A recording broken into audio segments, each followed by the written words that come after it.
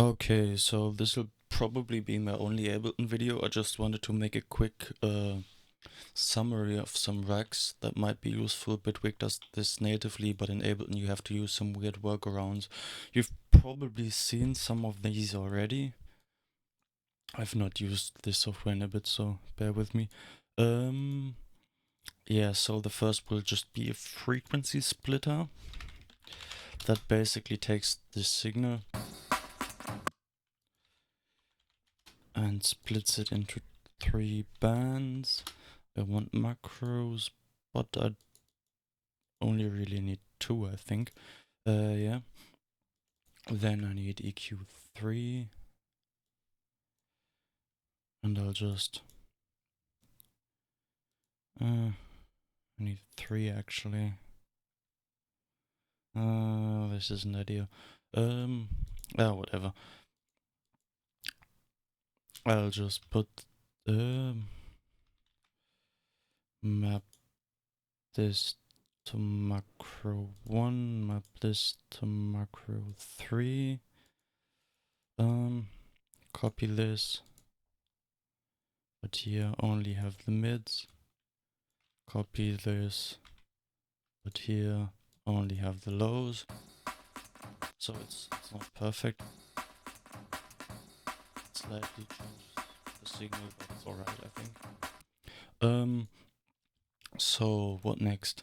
This controls all the crossovers, so this is the highs only. If you want to like saturate the highs only, then you have the mids.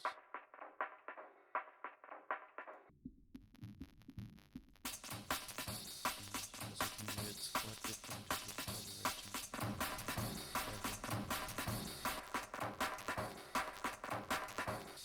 I'll show you guys here. And the other macro, what I wanted to do is map this to macro 2.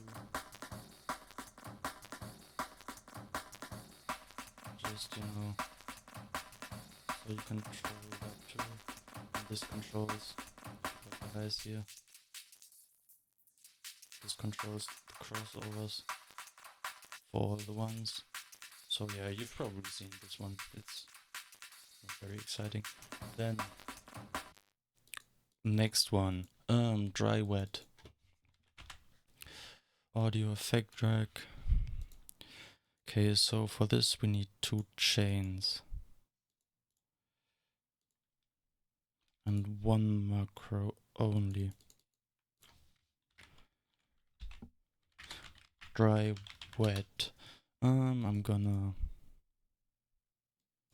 drag these out, and then if you go to the top here, you can create these crossfades. This is the dry signal, this is the wet signal.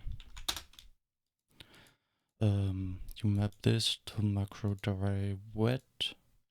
You hide this, of course. Hide. Yeah, unfortunately you can't hide this bit here, because it'll also hide the chain, but this is, if you want to demonstrate it,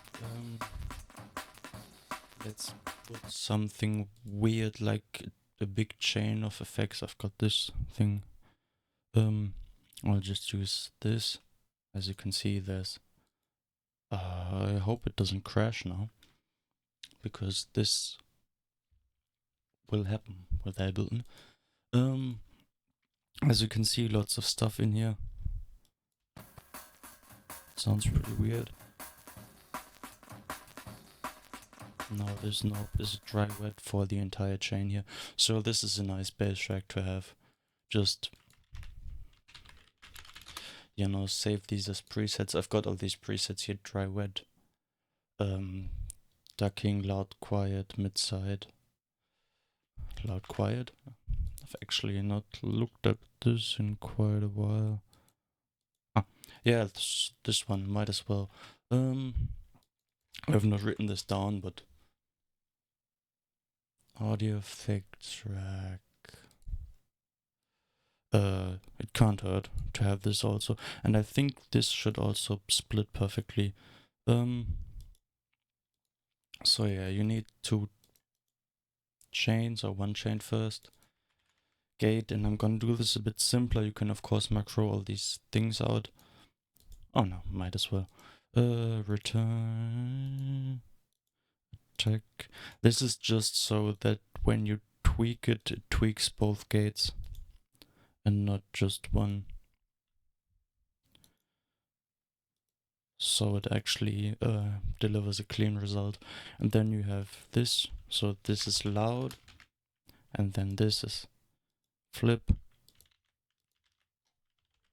quiet.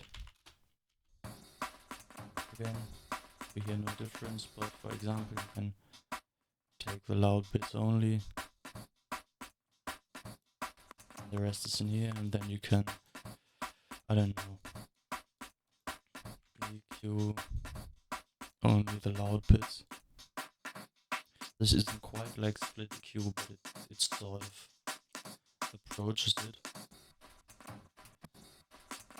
And once again, this sounds quite different.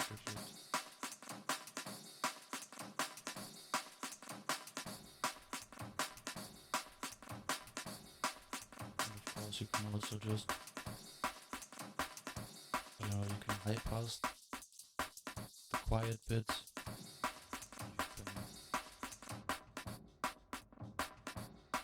Low pass them, so you only get the kick or something. You get the idea. Then next, rack mid side. Let's create a chain.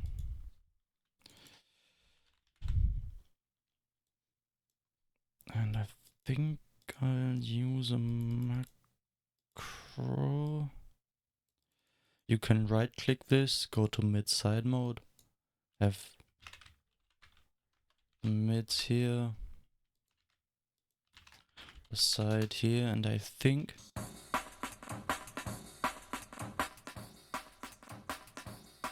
yeah, it doesn't make it louder. Perfect.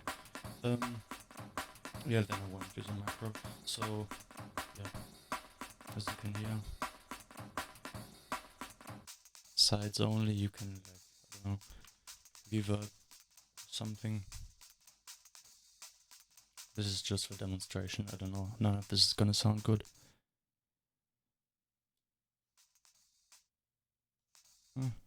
Why is this not making any sound? Delay. In the mids you can, like, maybe add some EQ, maybe saturate the sides.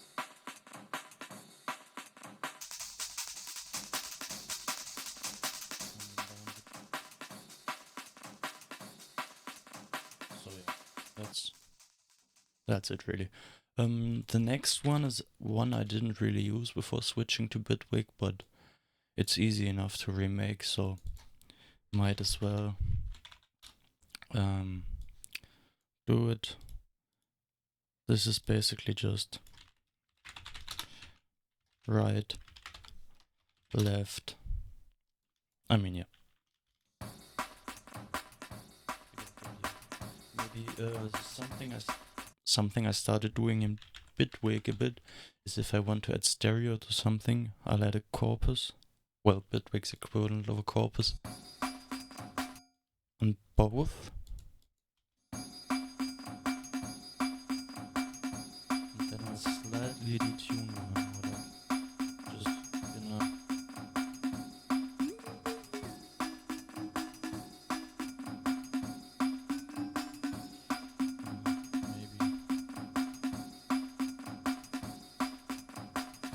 subtle stuff like this. Makes it a bit wider. Just because there's some difference between right and left. What else? I've not got anything else written down. I'll have a look in my Rex folder. Dry, wet. Mono sidechain. This isn't really related, but whatever. I'll just put this here as well in this video because I don't want to make another Ableton video. I'm just gonna look for a pad. This is basically, if you know Bitwig, it's like the audio sidechain modulator. I'm gonna solo this.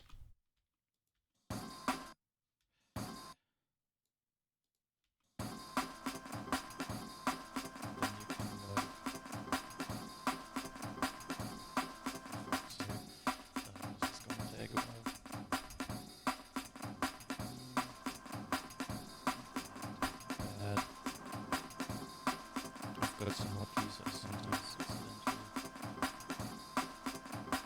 take an auto filter.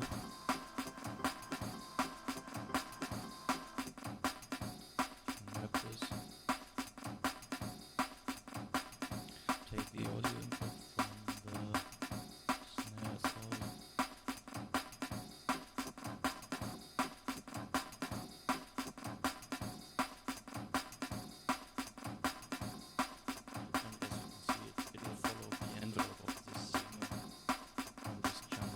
It's nicer to do this, that we have the envelope follow on this and then somehow map it into this channel.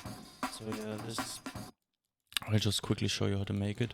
You take a rack and you need 2 chains. No, just 2 chains. One is just gonna be dry and the other one is only for routing. We're gonna mute this so doesn't change the signal. What you're gonna use is any kind of effect with a sidechain listening feature will do the trick. I use a glue compressor here, just snare, and as you can see, if we mute this channel now,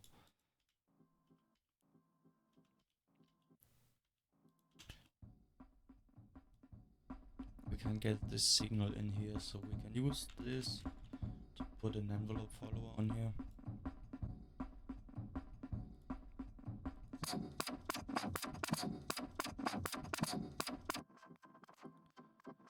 And you get the same effect. And it's usually useful to be able to tweak this gain a bit, maybe even use the EQ so now it only reacts to the lows of this channel. And yeah, what else do I have here? I've got... This is... Oh no, this doesn't work, never mind. Frequency splitter.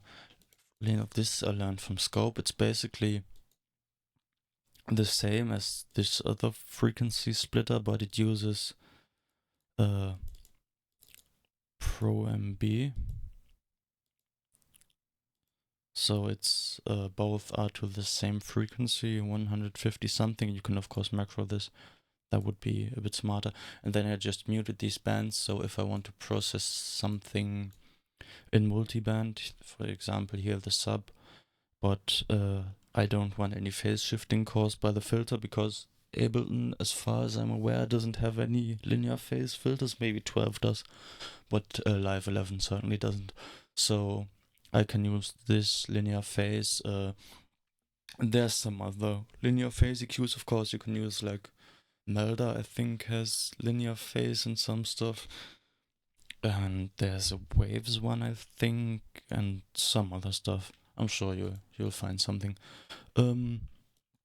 Loud quiet splitter I've got. Multipass notch filter chaos Percussion Humanizer. This might be interesting. This is basically the dry wet rack, but then I've got this Percussion Humanizer that probably stopped working because this Max for Live device stopped working, yeah.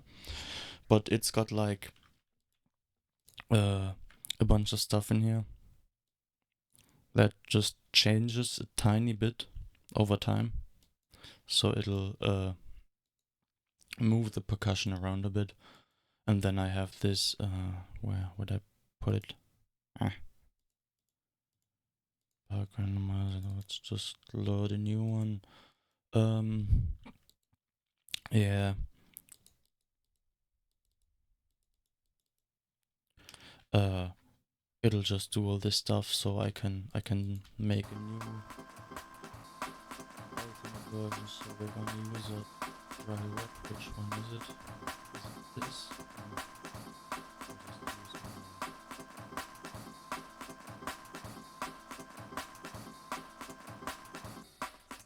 I want to be some wet, and then I'll use like auto pan.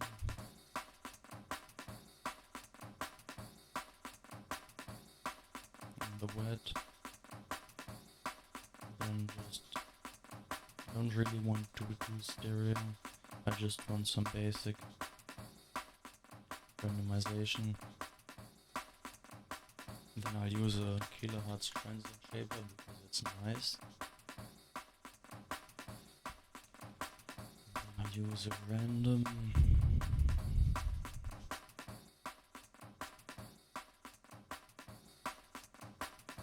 It's an LFO, so I use this LFO.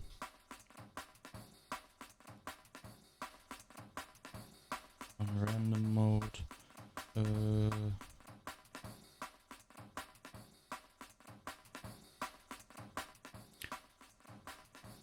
I'll need it, I think, 4 times. Map it to attack. Pump.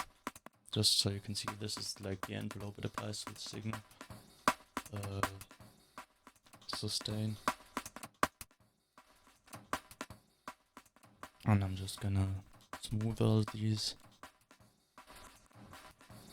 And maybe dial in the ranges a bit. I don't want attack moving too much. I don't want sustain to really go above 50%. Pump. I just don't want it all the way up. Speed. Can do whatever it wants really. And the basic idea is just, if you've got like a hat loop. God, this is horrible.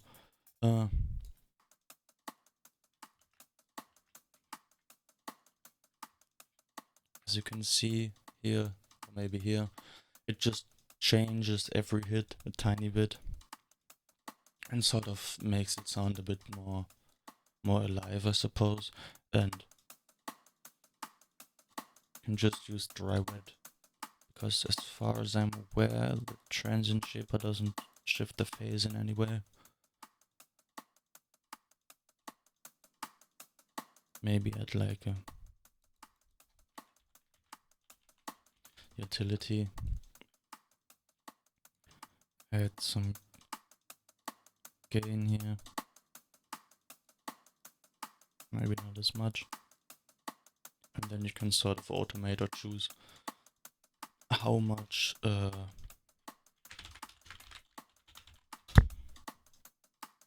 movement there is in this, and it's just a nice way to spice up drums a bit.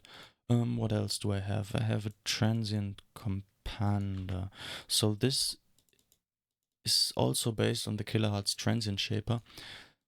I'm not sure if you're familiar with the compander. It's basically an effect you can mostly use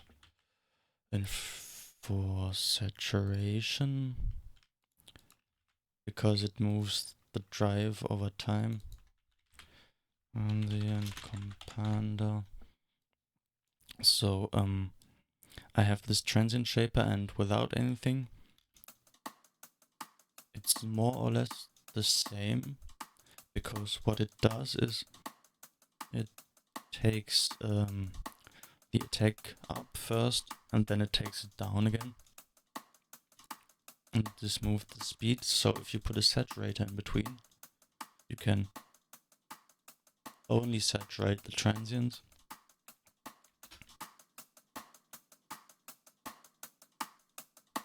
or only saturate the tails, and sort of turn the attack down for the saturation.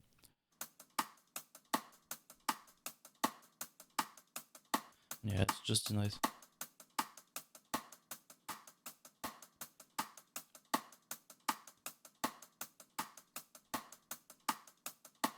way to get some more control.